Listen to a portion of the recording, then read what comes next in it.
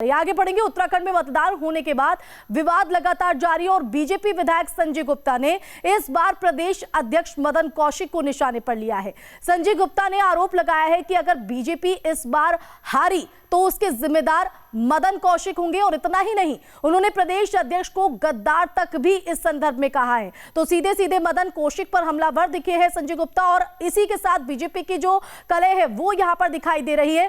सीधा रुख करेंगे संवाददाता सुरेंद्र डसीला, आपका एक बार फिर से रुख करना चाहेंगे क्योंकि जिस तरह से मतदान हुआ उसके बाद कई तरह की जो विवाद है वो यहां पर देखने को मिल रहा है और इसी कड़ी में बीजेपी के जो अंतरकलह है वो उभर कर अब दिखता हुआ नजर आ रहा है। संजय गुप्ता ने मदन कौशिक को गद्दार कहा और कहा है हार का जिम्मेदार भी वो ठहरा रहे हैं उनको। देखिए आशिमा, मैं आपको पहले संजय गुप्ता की हिस्ट्री बता दूं। संजय गुप्ता कोई कार्यकर्ता नहीं है, एक वरिष्ठ विधायक हैं। 2 बार के विधायक वो लक्सर से रहे हैं। हरिद्वार की लक्सर सीट है, किसान बाहुल्य सीट है और इस सीट पर 2 बार उनके जीतने का मतलब है कि रसूख रखते हैं पार्टी में और क्षेत्र में दबदबा रखते हैं। तीसरी बार वो चुनाव लड़ रहे हैं। कल वोटिंग के बाद उनका एक वीडियो सामने आ रहा है जिसमें वो ये कह रहे हैं कि पार्टी के प्रदेश अध्यक्ष ने कई विधानसभा सीटों पर अपने लोग भेजे। उनके जो नामित सदस्य थे वो पार्टी के खिलाफ काम कर रहे थे, प्रत्याशियों के खिलाफ काम कर रहे थे। उन्होंने उनको गद्दार तक करार दिया। उन्होंने कहा पार्टी इनका निष्कासन करे।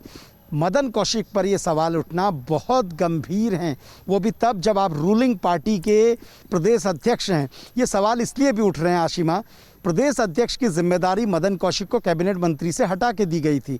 कैबिनेट में बड़ा मंत्री पद उनके पास था लेकिन उनको सरकार ने प्रदेश अध्यक्ष बनाया। लेकिन इस पूरे चुनाव में अगर देखिए बीजेपी के पक्ष में अगर आ जाएगा तो मदन कौशिक की वाहवाही होगी, लेकिन अगर ये रिजल्ट बीजेपी के पक्ष में नहीं आएगा तो सबसे पहले जिस पर गाज गिरेगी वो मदन कौशिक होंगे। इसलिए होंगे क्योंकि पूरे चुनाव में किसी भी पार्टी के प्रदेश अध्यक्ष को रणनीति बनानी होती है, संगठन की बैठकें करनी होती है, तमाम प्रत्याशियों के लिए रैलियां करनी होती हैं, जगह जगह जाके कार्यकर्ताओं में जोश भरना होता है। लेकिन मदन कौशिक अपने हरिद्वार जो शहर की सीट से वो लड़ रहे थे 5वीं बार, 4 बार के। बिल्कुल, आप हमारे साथ बने रहिए सुरेंद्र और अब आपको सुनाते हैं एक बार फिर से कि संजय गुप्ता की तरफ से आकर जो नाराजगी यहां पर जाहिर करते हुए कहा क्या गया। जो उत्तराखंड में पार्टी का प्रदेश अध्यक्ष मदन कौशिक,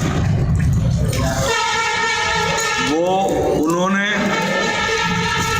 कई सीटों पर प्रत्याशियों को हराने का काम किया है और उनके जो नामित सभासद उनके द्वारा और उनके जो नज़दीकी कार्यकर्ता थे उन्होंने बसपा प्रत्याशी के पक्ष में काम किया है, मुझे हराने का काम किया है। मैं अपने नेतृत्व से हाथ जोड़कर क्षमा मांगते हुए निवेदन करना चाहता हूं। ऐसे प्रदेश अध्यक्ष को इस ऐसी राष्ट्रवादी पार्टी में रहने का कोई अधिकार नहीं है। उसे इस पार्टी से, वो गद्दार आदमी है, उसे पार्टी से निकाला जाना चाहिए।